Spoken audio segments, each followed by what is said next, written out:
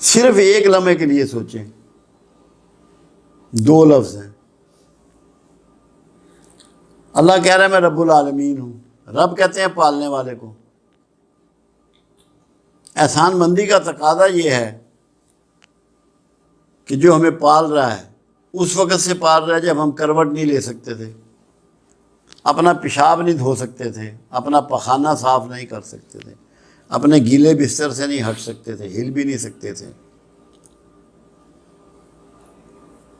تو وہ کتنا مہربان ہے جس نے ہمیں اس معذوری اور محتاجی میں پال کے جوان کیا، ہمیں سارے اعضاء دیے، ہنر دیا، طاقت دی، علم دیا، حکمت دی، دانائی دی، سب کچھ دیا۔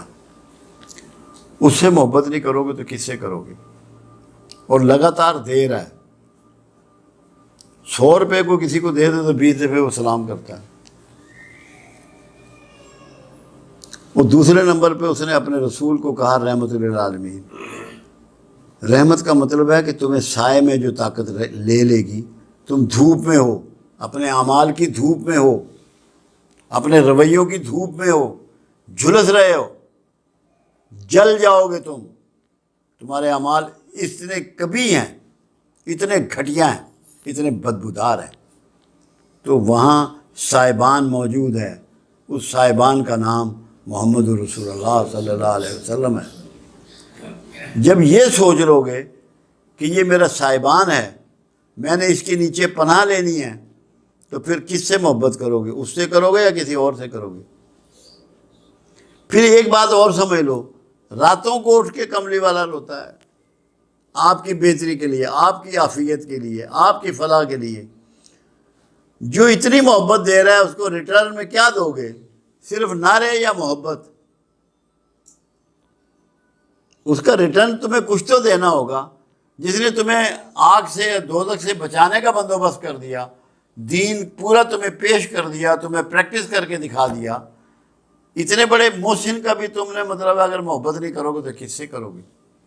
یہ استقامت تب آئے گی جب آپ ان چیزوں کو عملاً سوچیں گے، غور کریں گے ان پہ کہ میرا حق کیا ہے، میں کیا کچھ نہ نشاور کر دوں کملی والے پہ، میں سب کچھ نشاور کر دوں اپنے مالک پہ۔ یہ غور کرنا ہے۔ یہ تب ہوگا جب آپ قرآن سے جڑیں گے، رسول اللہ صلی اللہ علیہ وسلم کی سیرت سے جڑیں گے،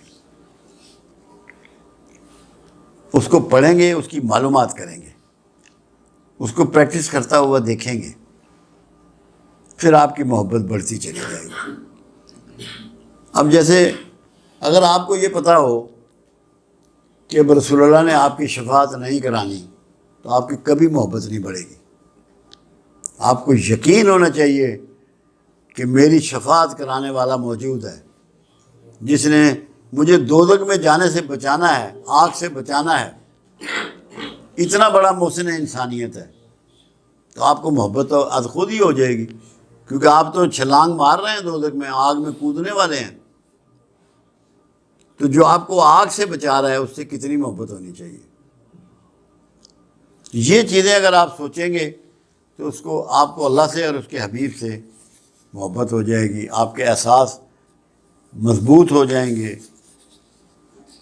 ہر وقت ذہن میں 2 باتیں رکھیں، ایک رب ہے اور ایک رحمت ہے۔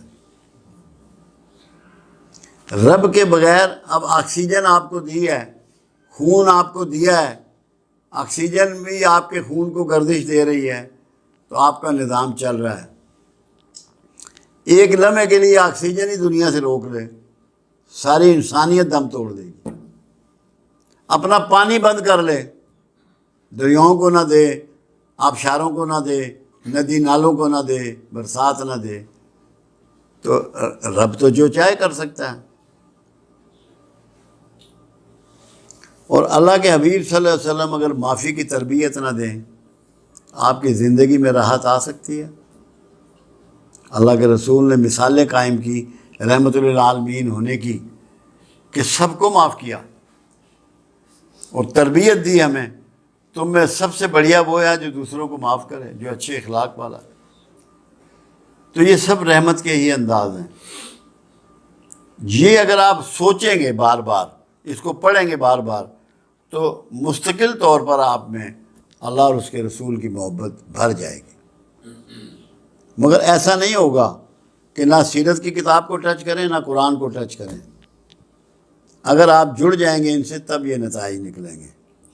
آپ دیکھیں اذان ریپیٹ ہوتی ہے 5 ٹائم، ایک ہی ٹائم ہو جایا کرتی، ریپیٹیشن سے آپ کا تعلق قائم ہوتا ہے۔